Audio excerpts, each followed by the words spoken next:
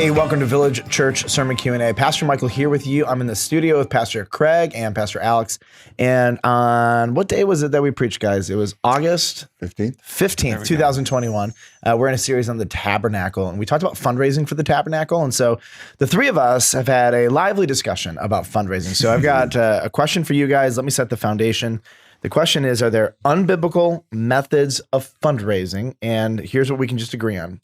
If a spiritual leader uses sinful manipulation, coercion, or guilt to extract funds out of people, can we just agree that that's like sinful? Yeah, we're good. done? Seems reasonable. It seems reasonable. So let's get like nitty gritty. You know, we're the leaders of the church, and maybe we have a vision from God, a project, and we want to fund it.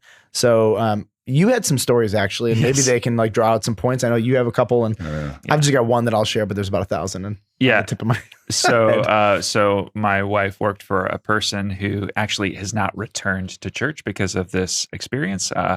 Her church wanted to build statues and really nice, ornate statues. And so what they did is they went to every family in the church and they said, we want every family to give $5,000. For statues? For statues. Oh, cool. Okay. So then those families, you know, if they couldn't give, they said, okay, you know what? That's okay.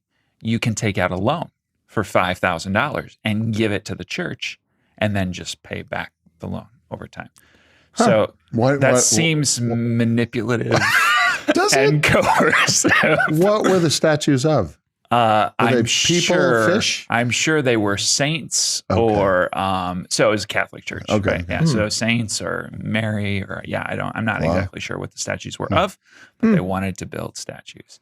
And that sounds awesome. It's awful. Wow. Yeah. And she hasn't been back. Just another one, real short. Yeah. I know somebody else who, after going to a church for like 2 or 3 years, got a letter in the mail, and it was a bill for their tithe. Yeah, but did they make a pledge to like a fundraiser or something, or was it just? I know. I think. I don't know all the context. All I know is that they got a bill for their tithe. Yeah. I don't know if it's a pledge or not. You think we should do that at Village Church? I think you would have Alliance fun. Bible Church is going to grow very quickly. Exactly right. All right. So, all right, Craig, yours was your story that you shared with us earlier was disturbing. I'd love for you to share that because I'm still kind of reeling over the reality. Yeah. So let me premise by saying this did not happen in our church, but there is a church. There is a church that exists somewhere. This woman, her daughter was living a sinful lifestyle, and she was concerned about her daughter. She was afraid she might even die in the process.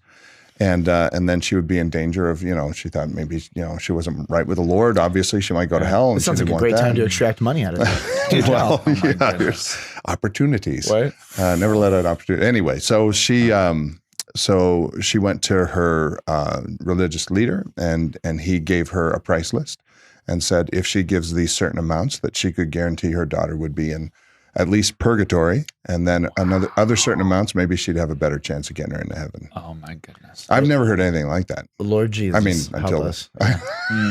So she had a price list. Yeah, that's incredible. Which in certain flavors of Christendom, that is money is a normal way to get people out of purgatory or to reduce time there. So that's when your theology of the gospel begins to get that far off, that you can now financially impact people's afterlife. Well, and that's not. I mean, I don't know if you've heard stories like this, but I'm hearing them more and more. It seems these days where somebody dies and you can pay to have their funeral, and if you give a certain amount, then you guarantee they're going to go to purgatory or at least maybe get out of purgatory. Yeah, I don't know if we've ever talked about prosperity preachers. Has that ever come up on?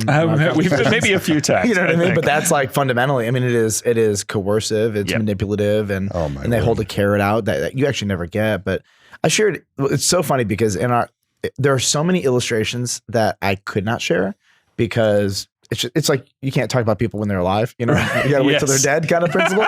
But I did share one. Now I'm scared. When you're gone, Craig, it's gonna be lots of sermon illustrations. Mental note: don't invite Michael Fielding to my funeral. Mental note: don't die until he's dead. Right now. But that being said, I did share one, and I took a bunch of students. It was down south. Down south, like crazy things happen down south. Like the rules kind of go out the window when you get to like rural south of the United States of America. My wife's from West Virginia. Yeah. Well, is that south? It is. It's south-ish, South, right? yeah. It's south like culturally, but it's Yeah. not. Yeah. Anyways, yeah, it's good. I know you like Canadians too, so obviously there's a little strip in there that you're There's favorable to. But there's some issues. But anyways, that's a different story. So the band started playing, and I had my students with me. We were visiting like different kinds of churches, and so the band starts playing, and this person gets up and they start waving their hand, and they've got like a check or something, cash or something like that, and they're like, and everyone's like dancing and singing, and they walk up the middle aisle to the front, and there's like a cauldron. I almost felt like it was like a witch's brew or something,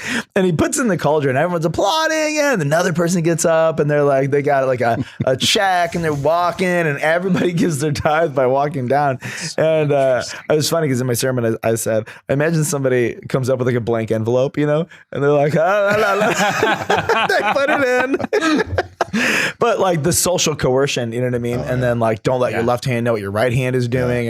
And like the fact that the worship leader and pastor are facilitating this kind of stuff, and I was at a church where the pastor did exactly similar thing. He would always introduce the giving moment, and then he would reach in his jacket and he would pull out an envelope and he said, "I've got mine. Have you got yours?" And then he'd go and put it in the offering. Wow. Yeah, every time.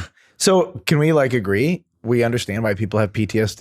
Yes, right? absolutely. Because if you come from a Catholic church, Orthodox church, a crazy Southern church, a weird Southern Baptist church, or like a Methodist church, there's crazy, churches all over. You know what I mean? It doesn't matter where you come from, but like if you're in the circle of Christendom generally, and one experience is like these, then anywhere you go, and this is what we have to overcome. Like we get up and preach, we're like, hey, let's talk about giving. They're like, oh, really? Oh, another one? Yeah. Because people filter everything through their experiences. Yeah. Right. Well, and one of the most healing things that you can do too in this case is like every week when Village Church shares, I know every time we talk about the offering or anything like that, it's if you're new or visiting here, this is for our people. Yeah, right? This is not for you. I mean, if you want to, right, you can. Cool. Right, you can if you want to. I've got mine. Have you got yours? There's a little bit of manipulation for you. Yeah. So like, it's even interesting when you think about like fundraisers, like matching gifts. We've talked about this quite a bit.